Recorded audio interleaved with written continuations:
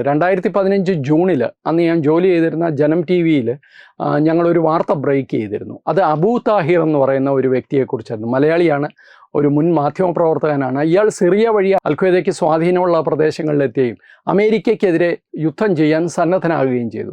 ഇയാൾ പക്ഷേ യുദ്ധം ചെയ്യാനായിട്ട് ഇയാൾ ജോയിൻ ചെയ്ത് അൽ-ഖ്വയ്ദയുടെ ഒരു ഉപവിഭാഗമായ അൽ നുസ്രയിലാണ്. ഇത് നമ്മൾ വളരെ തെളിവ് സഹിതം നമ്മൾ അന്ന് റിപ്പോർട്ട് ചെയ്തെങ്കിലും ഒരു മാധ്യമങ്ങളോ പൊതുവെ സർക്കാർ സംവിധാനങ്ങളോ ഒന്നും അത് വിശ്വസിക്കാൻ തയ്യാറായില്ല. കാരണം കേരളത്തിൽ നിന്ന് ഒരാൾ അബൂ താഹിറിനെ പോലെ ഒരു ചെറുപ്പക്കാരൻ കേരളത്തിൽ നിന്ന് പോയി അൽ-ഖ്വയ്ദയിൽ ജോയിൻ ചെയ്തു എന്നൊക്കെ പറഞ്ഞു കഴിഞ്ഞാൽ അത് വെറും അതിശയോക്തിയാണ് എന്ന് പലരും കരുതും. അതിശയോക്തിയല്ല എന്ന് തെളിഞ്ഞത് പിന്നീട് അബൂ താഹിറിൻ്റെ കാര്യം മറ്റു മാധ്യമങ്ങൾ ഏറ്റെടുത്തു. അപ്പോഴും അവർ തെറ്റിച്ചാണ് പറഞ്ഞത് IS ജോയിൻ ചെയ്തു എന്നാണ്. പക്ഷേ IS-ലായിരുന്നില്ല, അയാൾ അൽ-ഖ്വയ്ദയിലായിരുന്നു.